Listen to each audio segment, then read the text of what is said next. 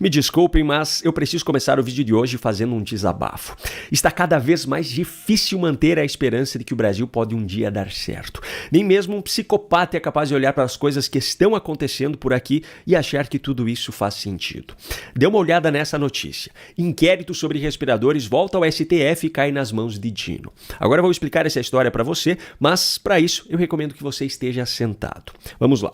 Durante a pandemia, período que até hoje é utilizado pelos militantes de esquerda como objeto da narrativa de que as mortes que aconteceram no Brasil foram por culpa do governo anterior, um grupo de governadores dos estados do Nordeste tomou uma atitude completamente controversa.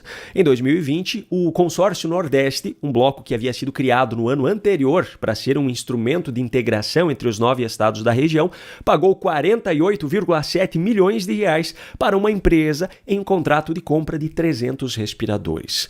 Os problemas, no entanto, começam na própria empresa que recebeu essa quantia, que na verdade era apenas uma intermediária do negócio e não tinha absolutamente nenhum histórico que pudesse lhe dar um mínimo de credibilidade para um contrato como esse.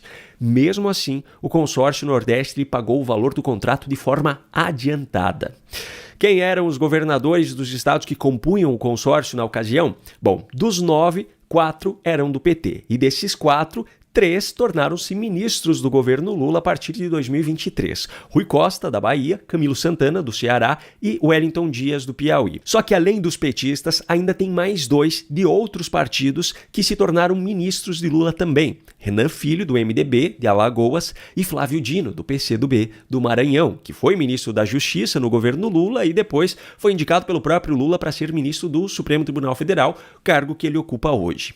O presidente do consórcio, naquele momento, e principal responsável pelas decisões, era o governador da Bahia, Rui Costa, que hoje é o ministro da Casa Civil, por sinal.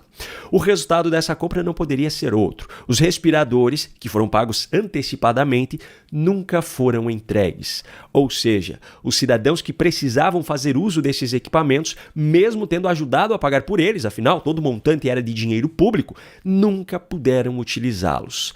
As vidas que poderiam ter sido salvas com esses respiradores não foram salvas. Ao longo das investigações, a Polícia Federal já descobriu que a empresa que recebeu esse pagamento adiantado esvaziou suas contas em um intervalo de apenas um mês, transferindo todo o valor para diversas pessoas e empresas que não tinham qualquer ligação com o contrato, e esses terceiros ainda pulverizaram esse valor através de novas transferências para outros destinatários. A PF descobriu também que parte desse dinheiro foi usado para compra de carros, caminhão, pagamento de faturas de cartão de crédito, entre outras coisas. Só que as decisões relacionadas a esse caso, até o momento, são totalmente contrárias àquilo que se esperava. Em abril desse ano, por exemplo, o Tribunal de Contas da União decidiu inocentar Rui Costa, que era o governador da Bahia e presidente do Consórcio Nordeste, e Carlos Gabas, que era o secretário executivo do consórcio, das suas responsabilidades sobre a aquisição. Mas a pior parte ainda está no inquérito com as investigações da Polícia Federal. Em 2023, o ministro Luiz Roberto Barroso, do Supremo Tribunal Federal, inicialmente determinou que o processo fosse enviado à Justiça Federal da Bahia. Só que, recentemente, neste ano de 2025, os ministros do Supremo Tribunal Federal mudaram o entendimento da Corte sobre o alcance do foro privilegiado.